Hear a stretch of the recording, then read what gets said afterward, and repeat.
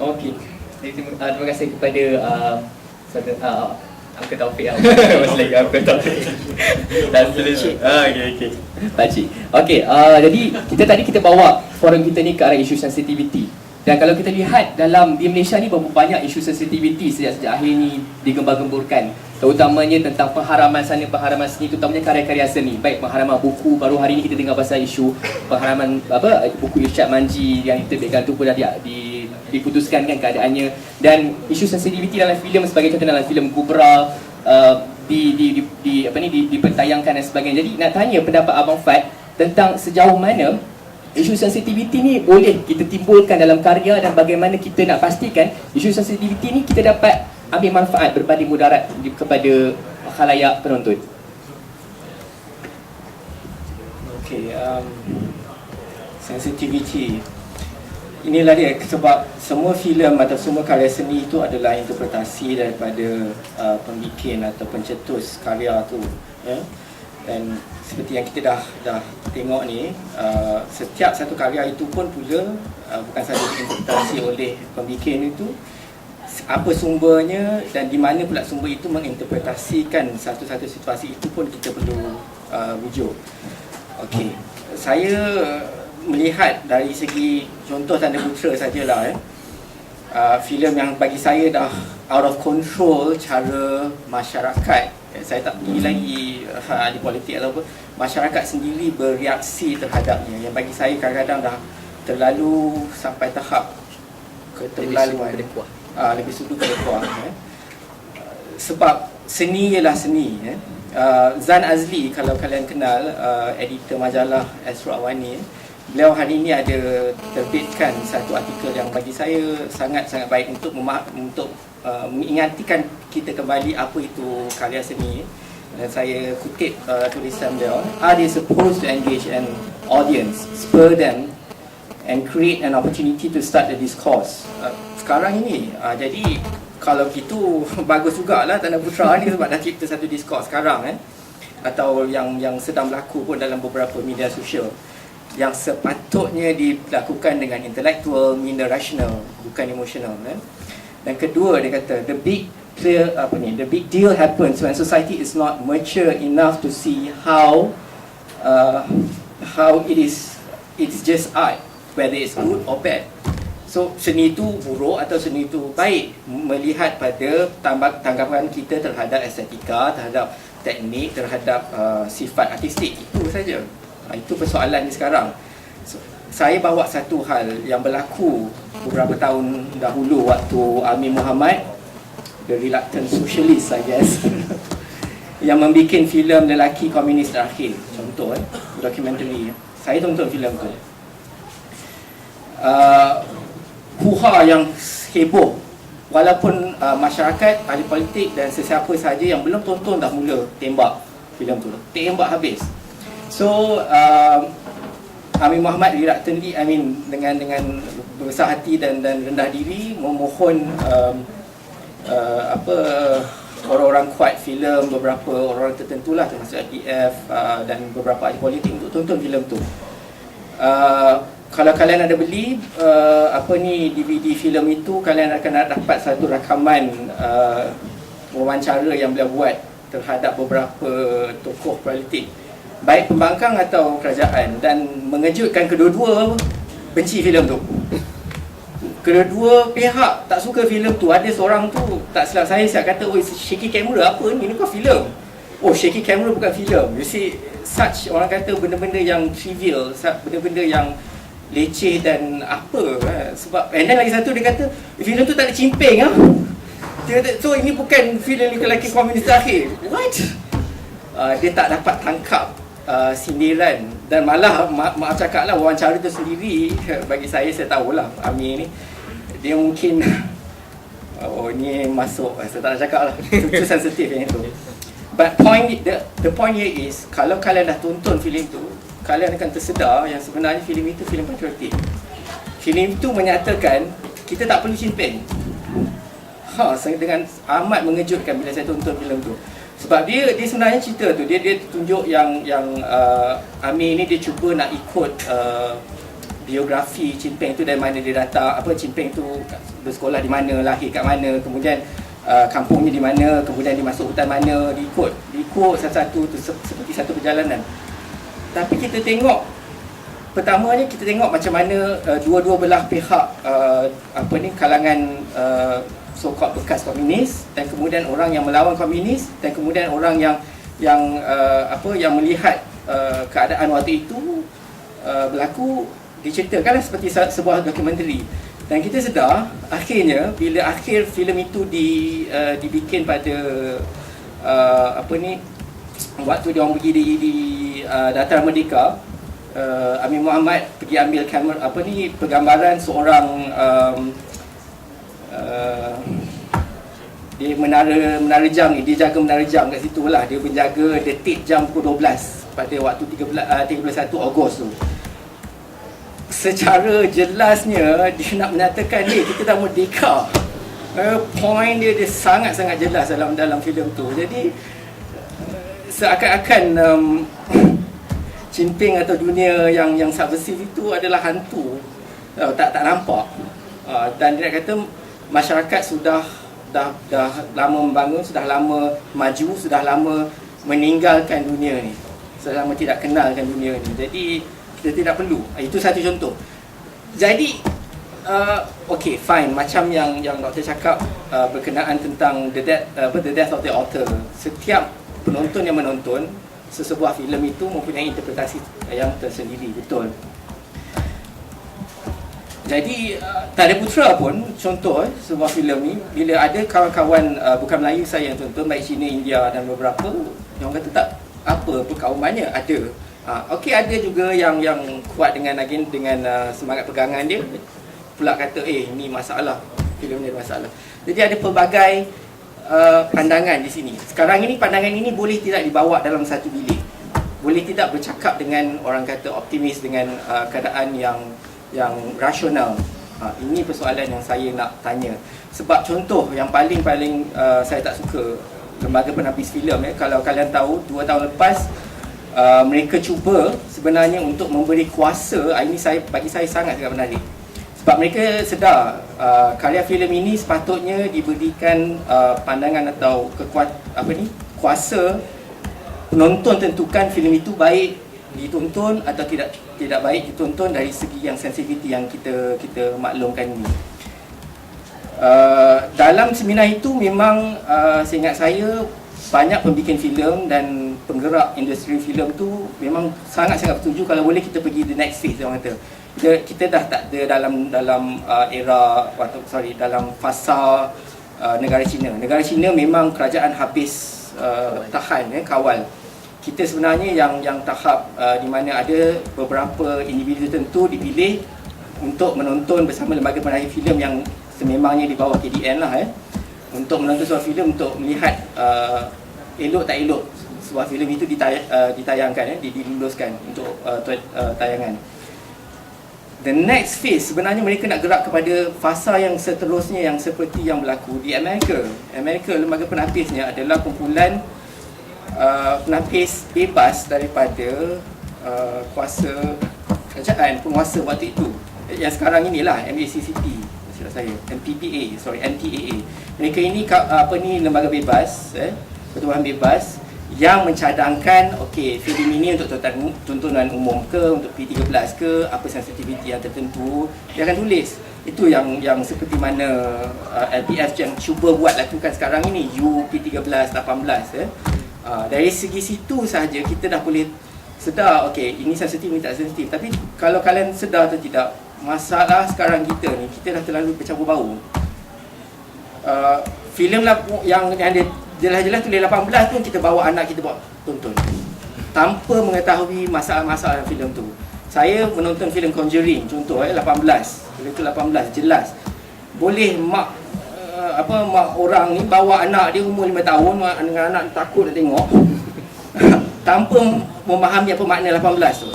Ini satu masalah, mana ilmu dari segi ini. Jadi saya tak pernah tanyalah orang ni, saya nak tolong orang, kita sendiri ni, masyarakat, how do we actually manage our sensitivity? Itu soalannya. Abang Muhammad, pendapat tentang isu censorship. Sebab kalau kita tengok, nak tanya pendapat Abang Fahmi sebab Abang Fahmi juga merupakan Ketua Lajnah Kesenian PAS Pusat. Jadi kalau kita lihat pendekatan PAS sendiri, macam contohnya di Kelantan dikatakan mengharamkan makyong, dan hanya baru-baru ni saja membenarkan wanita untuk terlibat dalam tilawat Al-Quran. Dan apa pendapat abang juga tentang tindakan awal-awal yang dikatakan DAP mengharamkan dan kemudian ditukar dengan menasihati agar tidak ditayangkan filem ini. Jadi apa pendapat abang Ami tentang isu pengharaman bagi mungkin the future Pakatan Rakyat punya polisi? Masih. Yang pertama, kalau tidak salah ingatan saya, Kerajaan Negeri Kelantan dah tarik balik untuk pengharaman makyong.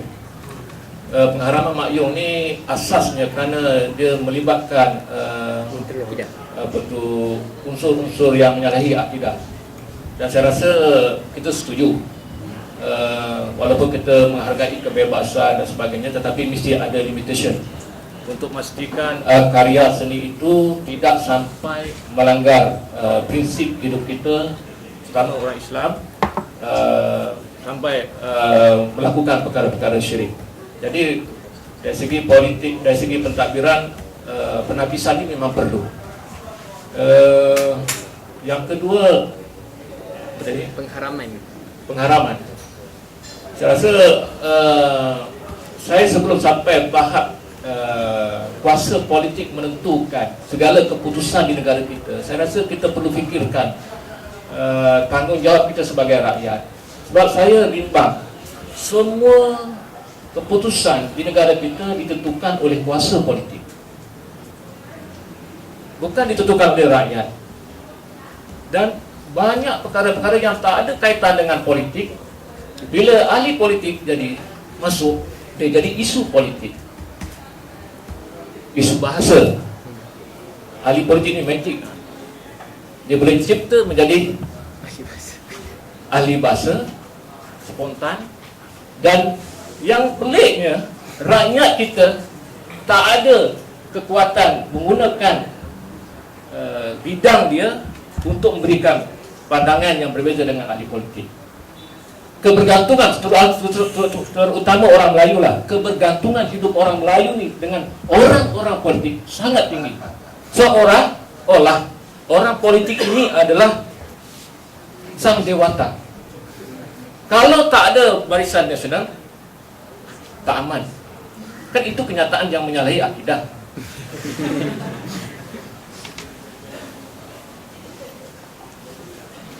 Jadi saya mengalurkanlah kehadiran untuk penyertaan Asyatibi, Institut Sekolah Pemikiran Asyatibi.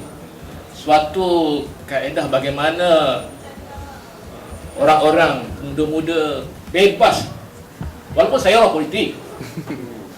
Orang politik ni senang, popular dia boleh. Dan sebab itu pada saya itu dah satu sudut. Maknanya pengharaman ataupun penghadan ini mesti ada. Kita tak boleh bebas begitu saja, tetapi jangan sampai semua perhitungan keputusan haram halal ini politik. Syiah haram, perhitungan politik, bukan perhitungan intelektual. Banyak lagi lah kes. Kita teruskan buat dengan topik berkenaan dengan censorship punya isu ni. Kita tahu yang Tanda Putera memang telah dibuat dan dihasilkan dan dikatakan nak dikeluarkan tayangannya pada tahun lepas, awal tahun lepas. Tapi ditunda sampailah ke Merdeka 2013. Apa yang berlaku sebenarnya? Saya tak dapat jawab. Saya bukan kerajaan. Tapi sebelum ditayangkan secara rasmi ada juga selected audience. Jadi pada saya itulah jadi tayangan secara umum. Because when you have a selected audience among the electorate tu dah boleh dikatakan secara terbuka. Saya nak jemput kan pada siapa yang dijemput, siapa nak datang tengok boleh tengok. Dari segi censorship ni, saya memang tak setuju dengan censorship. Sebab saya pada tahun 84 saya diberi tugas untuk menubuhkan TV3. Jadi pada masa itu orang semua dah bosan dengan RTM. Dibuka RTM saja dengar macam-macam cerita kerajaan, orang terus tutup TV. Saya ingat penjualan TV pada masa itu pun kurang. Jadi tak tahulah masa tu Mahathir dengan Daim dalam masa dia orang liberal sikit, dia kata okey lah, we must have a commercial station. Jadi saya diberikan tugas untuk menubuhkan. Mungkin bagi kerana kita nak cuba membuat secara komersial, kita masukkan filem-filem dan program-program yang mungkin sekarang ni tak diberikan kebenaran.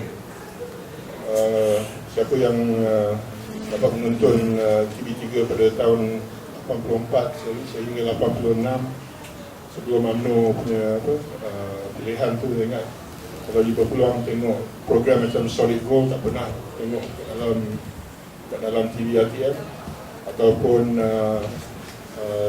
Dynasty, ataupun The Thornbirds berkenaan dengan seorang padri di Australia yang patutnya menjadi bujang tapi dia ada hubungan dengan perempuan ni.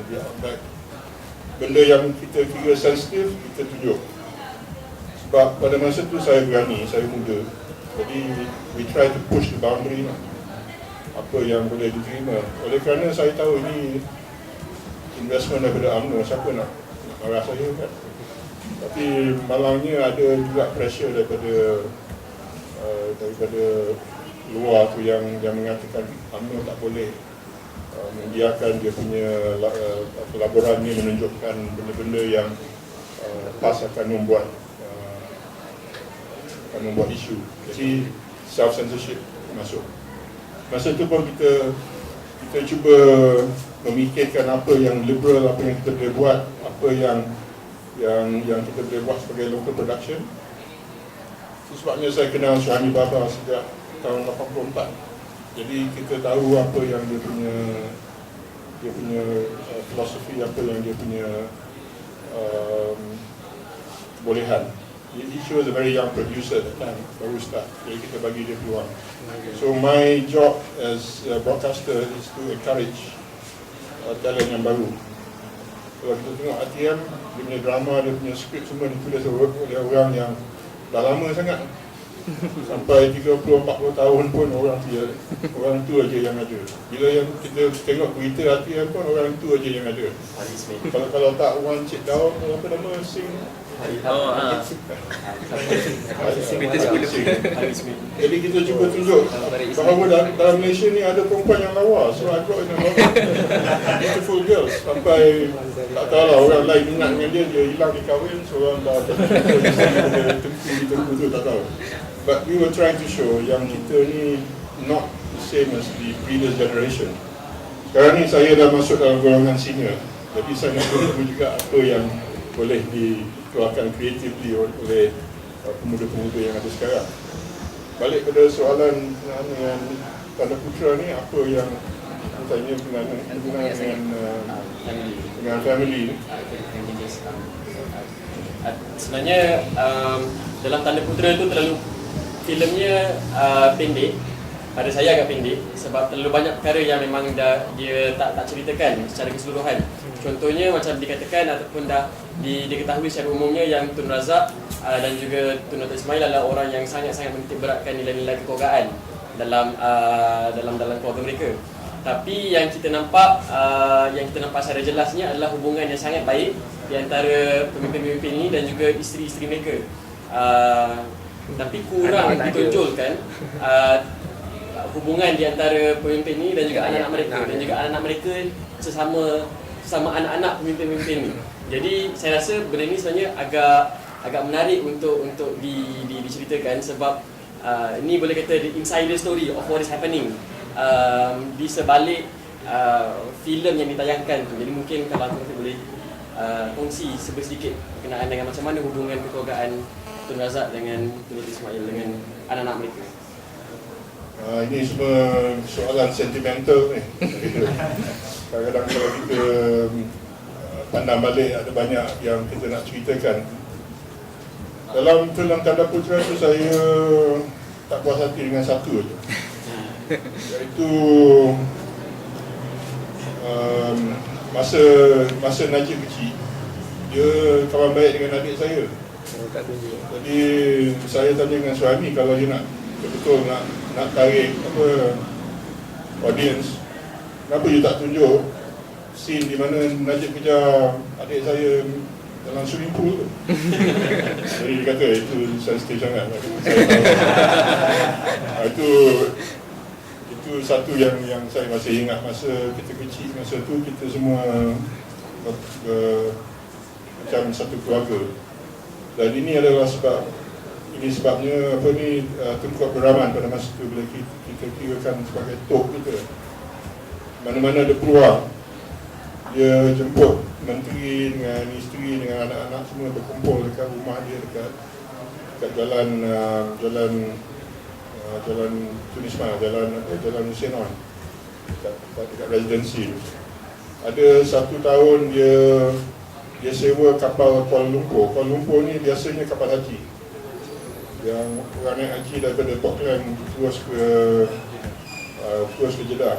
Jadi pada masa yang kapal tu tak digunakan, dia bawa semua menteri, semua isteri menteri, semua anak menteri dengan para diplomat naik kapal tu. Dia tolak daripada Auckland, dia sampai ke Langkawi. Dia dalam perjalanan tu 2-3 hari, pergi 2-3 hari balik, dia duduk, dia cerita kepada kita semualah apa legenda di Langkawi, apa sejarah tanah air.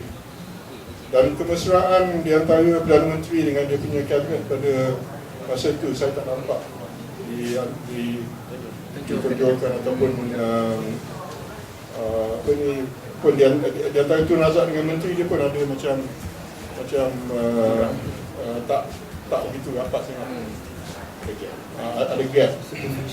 Sebab ini menjadi politik yang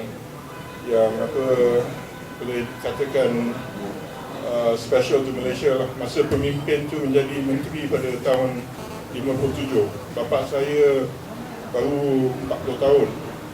Tun Razak saya ingat umur dia 30 tahun. Jadi bila orang muda mengambil alih satu negara tu, dia punya imagination, you can see the type of development yang dia orang minta. Sekarang ni kalau kita tengok menteri 50 tahun, 60 tahun, kalau nak minta idea baru pun dah tak ada. Jadi itu bezanya pada masa yang saya jadi anak menteri.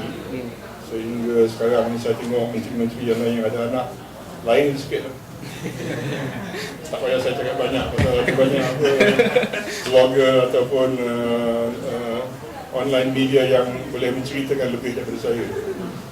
Tapi masa tu keluarga Melayu di Kuala Lumpur tak banyak. Keluarga menteri dengan keluarga berniaga. Yang berniaga tu pun anak-anak raja. Kalau kita katakan orang Melayu yang biasa, mungkin pegawai kerajaan, mungkin profesional 2-3 orang. Tapi Kuala Lumpur was basically a Chinese town, not a Malay town. So daripada situ kita boleh nampak satu imbalance. Dan bila kita berkawan, kita bersekolah dekat sekolah yang sama, St. John's ataupun Convent ataupun PI. Mana yang bapak dia atau mak dia tak raja sangat, dia boleh pergi MCKK. Macam saya, bapak saya ingat saya tak cukup disiplin, dia hantar saya RMC. RMC tak tahan dengan saya, dia bagi saya setahun je, lepas dia keluar saya kat Australia. Jadi adik saya mungkin dia ada advantage sikit pasal dia perempuan. Dan perempuan ni biasanya dimanja habis-habis oleh mak bapak. Tak diberikan jalan yang seluas, tapi dia dapat berjumpa dengan kawan dia lebih daripada saya. Jadi saya di Australia seorang aja. Saya dalam bahagian minority. Saya tahu macam mana nak menjadi orang yang bukan kenamaan. So we learn from that. My father wanted me to learn how to be humble. Ketua saya nak tanya, dalam Tanda Putra tu ada satu watak peribadi, watak Taufik tu sendiri, yang dikatakan selepas Tun Dr. Ismail meninggal, dan kemudian yang tahu rahsia Tun Abdul Razak tu hanya watak Taufik tu. Betul ke? Setakat saya tahu, saya yang seorang je yang tahu. Tapi suami tahu dalam cerita tu, tahu dia sakit. Tapi itulah jadi isu. Saya pun berfikir juga macam mana what happens if my father did not die of natural causes kan. Pasal masa tu Tun Razak dah pergi ke Canada. Dia seorang dekat Malaysia. Ada tekanan daripada macam-macam pihak. So selepas dia meninggal, ada pula orang kata dengan I don't think your father died naturally. Itu kan saya pun duduk fikir, kenapa pula sampai orang nak kata macam itu. But now that I think back about it, it's 30 years he tried to bury his memory. Now only it comes out. Jadi anyway, that's something that you guys can discuss lah. Bukan I punya tempat untuk membangkitkan benda yang orang lain bangkit. But I would be curious to know whether or not this kind of thing, this kind of desire for power allows people to go to that. Okey, ada hari ni nak tanya apa-apa atau nak okey, sila Aiman. Kalau boleh bangun dah. Assalamualaikum. Assalamualaikum.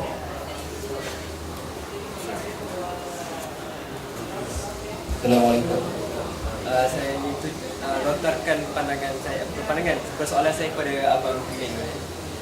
Okey, saya adalah daripada golongan muda di sini, dan saya ingin dengan harapan supaya Abang Min dapat memberi sedikit pengharapan atau sebarang penyataan. Sebab kalau kita lihat dalam Facebook atau dalam Twitter, maafkan bahasa saya, macai-macai sama ada daripada parti berhadapan atau kiri, mereka yang belum tonton Tanda Putra pun dah komplain macam-macam. Dan saya harap sebab ni ada rakaman kan, so boleh bercakap depan kamera supaya kita boleh separkan video ni, di mana sahabat-sahabat saya sendiri pun mengutuk Tanda Putra, dan apabila saya bertanya kepada mereka, sudah lihat, dah tengok ke belum? Dan mereka jawab, tak tengok ni pun. Saya cakap, tengok dulu baru komplain. Dan dia jawab, membazir duit. 2 jam nak duduk dalam wayang. So harap boleh memberi sedikit pernyataan ataupun nasihat kepada mereka ni yang terlalu mengatakan memfollow kitab Facebook dan tidak judge daripada pemerhatian sendiri. InsyaAllah. Assalamualaikum. Terima kasih kepada saudara yang bertanya. Sebelum saya jawab pada persoalan tadi, saya tertinggal satu fakta. Sejarah ini, dia bukan saja berdiri dengan bukti, dokumen, rekod-rekod yang sah ataupun yang rekod-rekod yang diragukan, tetapi sejarah itu sendiri termasuk tafsiran sejarah.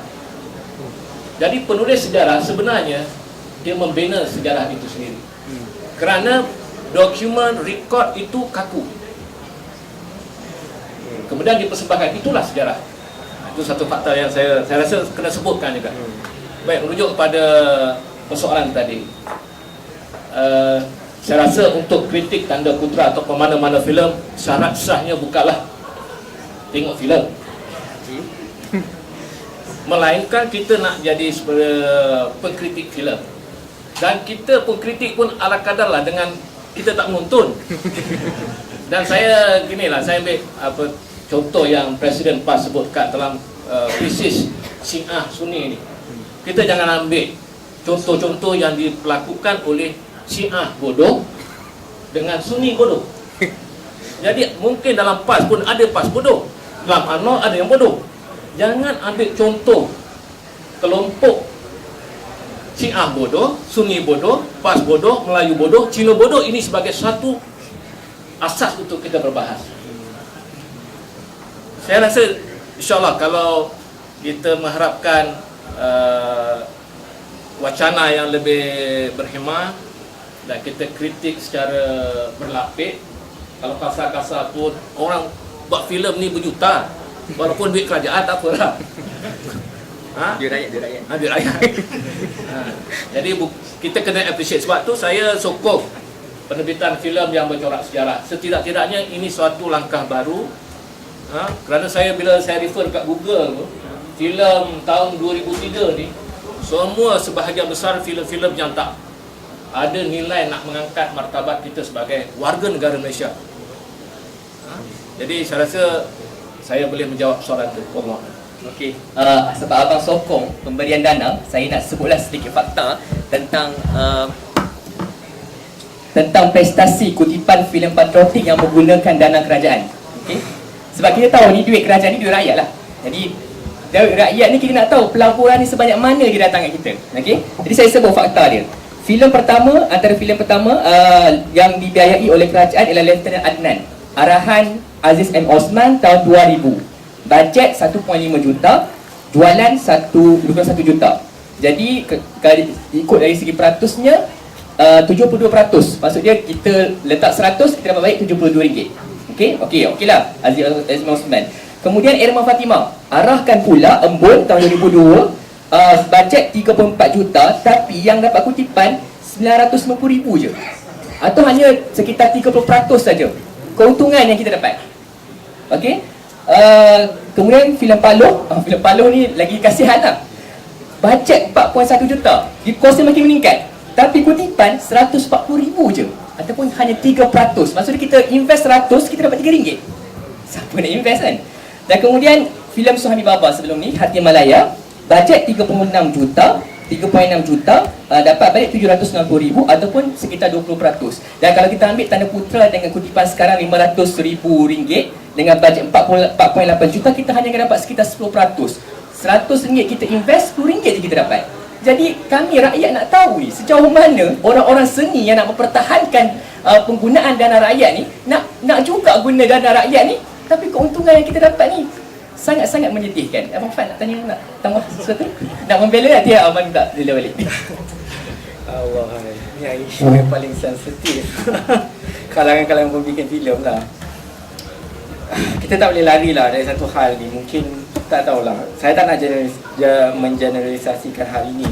Filem Abraham ni, yang filem Lincoln tu pun berapa ramai yang tonton? Saya nak tanya, berapa ramai yang tonton? Itu satu persoalan. Tunku Abdul Rahman bikin filem Raja Besiong, keluar duit dia sendiri, teruk, bom. Okey, 4 filem yang saudara nyatakan tadi menarik, saya menariknya Paloh tu yang dikatakan filem dana kerajaan adalah sebuah filem ada nuansa-nuansa kiri. Malah jangan terkejut, itu adalah versi Melayu terhadap New Village. Tapi yang berapa dapat? 100,000? 140,000. 140,000 daripada 4 juta. So sekarang ni sekarang ni kita tanya diri kita lah, kita nak tengok filem sejarah ke tak? Itu dia. Sebab saya terus terang memang dalam mana-mana negara membangun, contoh macam Thailand lah, filem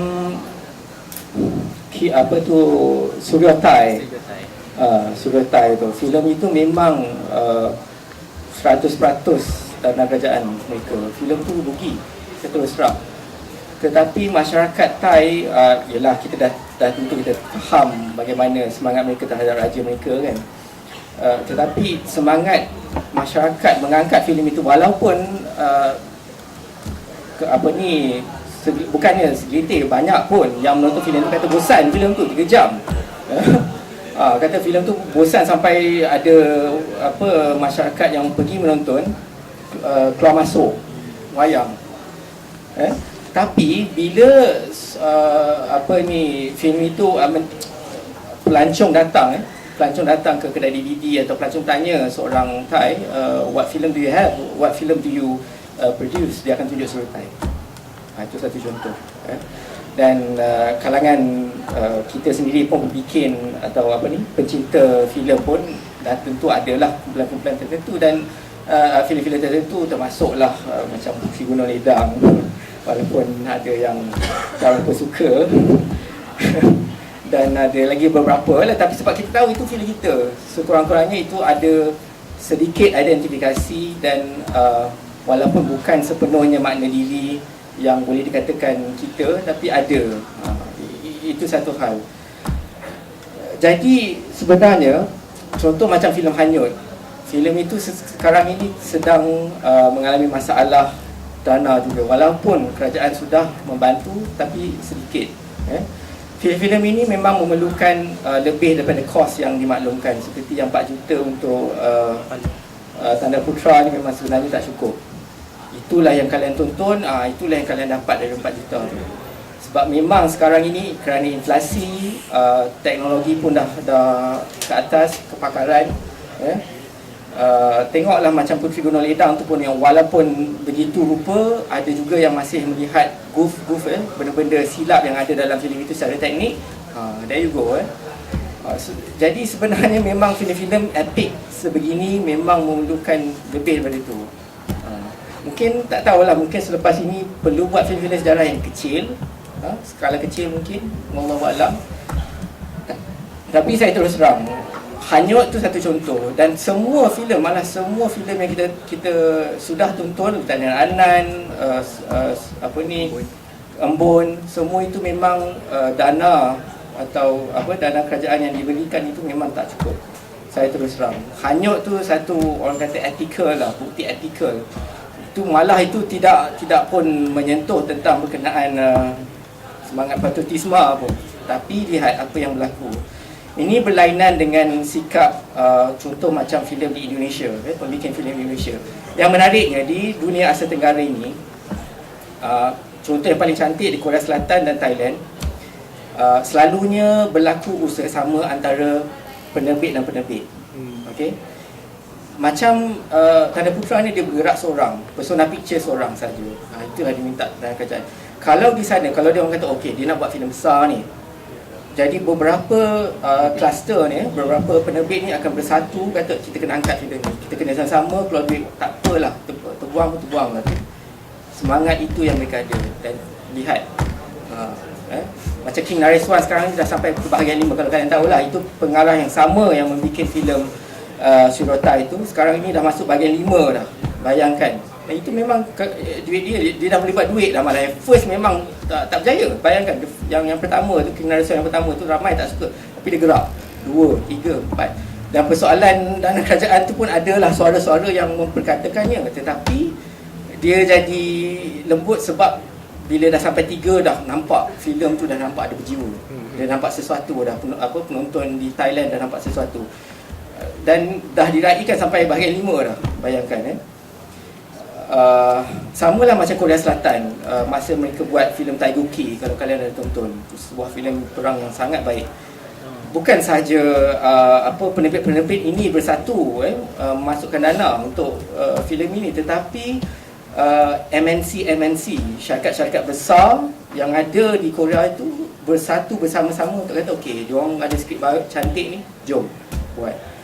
Malaysia masalahnya kerana ahli korporat, golongan badan-badan ekonomi ni, tak tahulah, diorang macam takut ke apa ke, nak instill kata letak product placement, kalau tidak saya tak nak. Mungkin itu jadi hal-hal ini yang penonton pembikin rasa macam tau. Contoh macam di sini kalian suka di bawah lindungan Kaabah, saya pun suka filem adaptasi novel Hamka yang baik tu, yang secara komersial dan romantisnya menarik, walaupun climax tu tak berapa. Filem itu ditaja oleh sebuah saya lupa makanan snack tu, dan kalau kalian sedar, kita tak sedar, kita penonton kita tak tahu apa yang benar dan tak benar dari segi fakta dalam sejarah dunia orang Indonesia.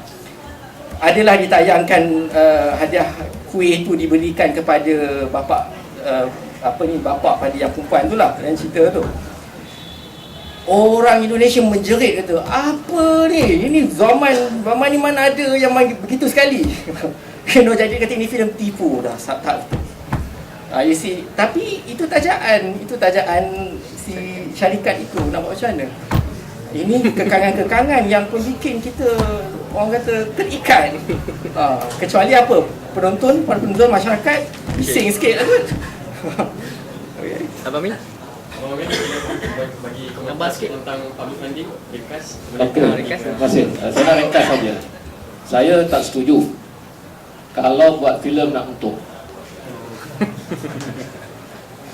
Dan projek-projek kebudayaan ni semua memang merugikan. Kebanyakannya saya sebut merugikan. Saya difahamkan kalau buat pementasan teater, confirm rugi. Sebab apa? Ini kalau kita nak dapatkan return of investment, memang tak akan dapat. Sebab itu kalau kita ukur keuntungan daripada tiket ke sebagainya dengan projek-projek kebudayaan, sebenarnya projek kebudayaan ini tak laku. Tetapi dia sangat penting, terutama dalam negara yang sedang membangun ini, kerana projek-projek kebudayaan, teater ke lagu ke sebagainya, muzik sebagainya, adalah suatu projek pembinaan taman jiwa, taman akal manusia. Yang ini confirm sebahagian besar kita tak ambil perhatian. Sebab itu saya sokong, kalau PAS jadi kerajaan pun kita akan beri dana yang lebih daripada belum diberi. Ya, kenyataan politik itu memang begitu biasanya. Jadi saudara jangan tertipu dengan kata-kata retorik ahli politik, melainkan saudara sendiri ada daya takkulan yang tinggi. Jadi PAS sama dengan Barisan Alternatif Kata Rakyat, sekiranya diberi mandat, pilihan rakyat akan datang. Dan saya sebut lagi, daripada bagi dana BRIM rakyat yang terus bergantung hidup dengan kerajaan, lebih baik bagi penggiat seni, investment kepada penerbit filem. Allah Allah. Itu je press conference ringkas. Kita ada masalah ini, macam mana nak membiayai kos filem dan kos equipment. Jadi kita buat cadangan pada kerajaan pada masa itu. Kita gunakan capital allowance untuk bank, supaya kalau dia labur di dalam filem ataupun equipment yang kita beli tu, dia boleh dapat balik cukai. Jadi ini secara kreatif ni, tapi saya tak tahu kenapa dia tutup lubang tu pula selepas PD3 nampak beruntung. Pada saya ini adalah satu cara di mana kerajaan dapat menampung balik duit yang dia labur. Kalau dia gunakan secara kreatif, macam mana nak carikan sindiket, dan sindiket tu yang membayari kos filem dapat balik dia punya investment tu melalui tax incentive ataupun tax credit. Jadi dia tak rugi apa-apa, filem tu dapat dibuat dan box office takings tu boleh diberikan sebagai dividen kepada pelabur. Jangan macam persona film bayar duit dia sendiri, tak ada orang yang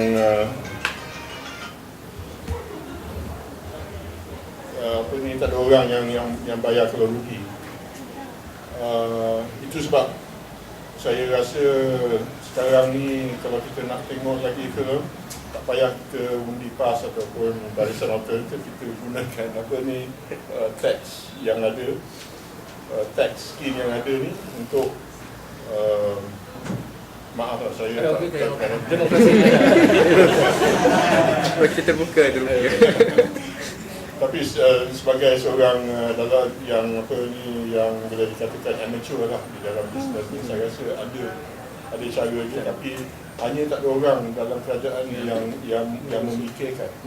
Jadi di dalam bajet yang akan datang ni, kita harap kalau ada pressure daripada sini, bukan saja filem, tapi macam tayangan pentas ataupun muzik, teater, semua ni boleh tak payah gunakan duit rakyat, tapi kita gunakan cara yang sedia ada dalam cara yang intelligent sikit. Okay, terima kasih. Kita buka soalan kepada saudara Baju Putih. Saya mengajukan soalan saya kepada Abang Taufik. Kalau kita tengok di Philippines, Presiden Ferdinand Marcos, dia pun ada filem tentang biografi diri beliau, dan beliau menyuruh anak beliau sendiri untuk berlakon menjadi Presiden Ferdinand Marcos. Jadi soalan saya kepada Abang Taufik, tidakkah Abang Taufik merasakan Abang Taufik yang paling layak sebagai Tuan Presiden? Terima kasih. Persoalannya orang tak boleh terima pasal saya lagi tua daripada bapak saya masa dia pindah.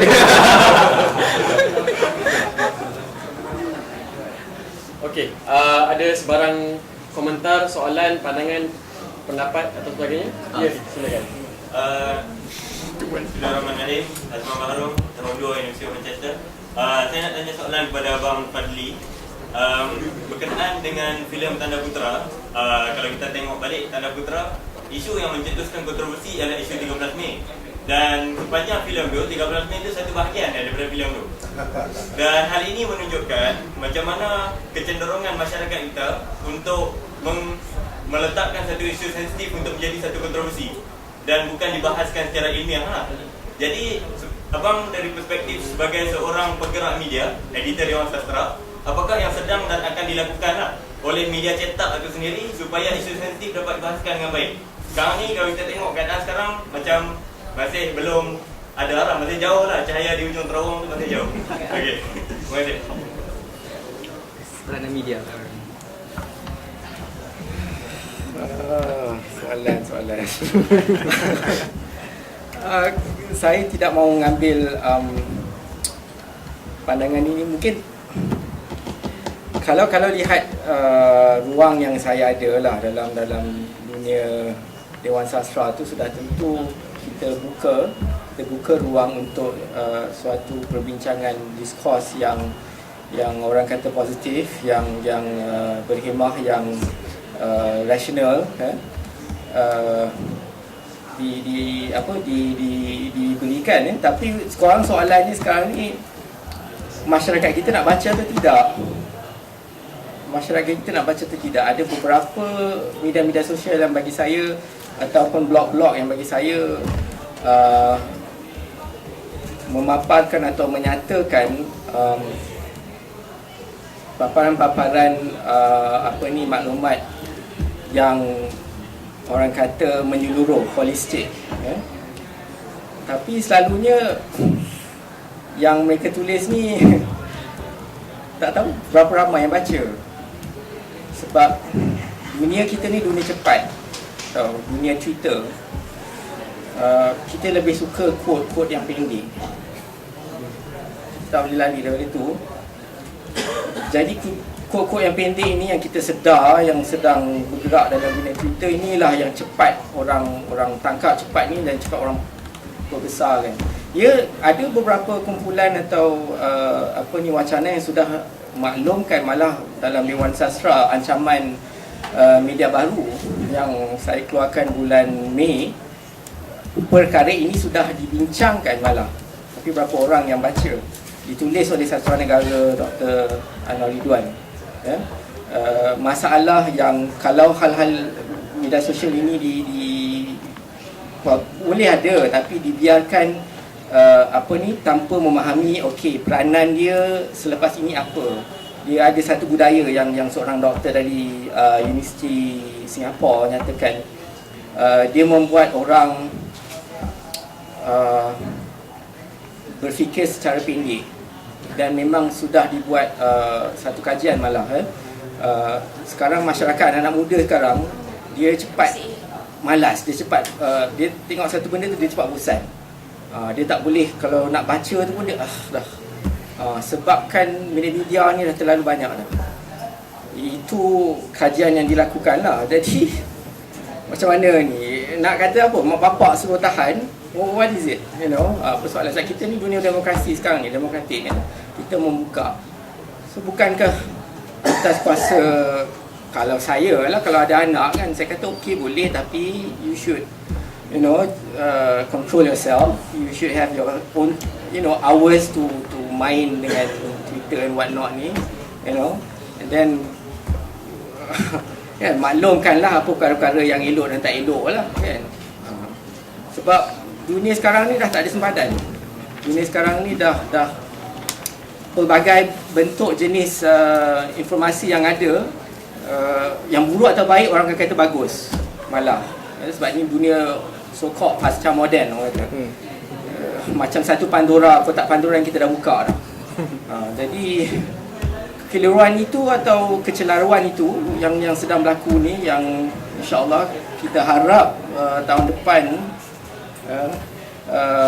pihak PENA akan gerakkan Perhimpunan Penulis Muda Nasional. Persoalan kecelaruan ini akan dibahaskan. Jadi mungkin dari situ nanti titik-titik persoalan ini akan kita bincangkan, kita bawakan dan kita perhalusi malah. Terima kasih. Nak tambah sikit Abang Fadli cakap tadi. Tak disebabkan itulah datangnya inisiatif daripada penganjur. Sebenarnya pihak penganjur ni ada dua lah. Basically yang utamanya Universiti Terbuka Anak Muda, di mana kami mahasiswa yang menggerakkan terutamanya wacana dalam bahasa Melayu lah, sebab sangat kurang wacana-wacana intelektual dalam bahasa Melayu. Dan juga Universiti Terbuka Anak Muda ni baru-baru ni kami mengadakan simposium. Malah YB Khairi Jamaluddin sendiri mencemar duli untuk datang ke simposium tu bersama dengan pelbagai latar belakang panelis lah, yang kita cuba raikan dalam membina masyarakat yang lebih matang. Tapi selain daripada Universiti Terbuka Anak Muda, ada banyak lagi mahasiswa-mahasiswa yang sebenarnya bergerak sukarelawan dalam bersama-sama mendepani hal-hal yang Abang Fad sebut tadi.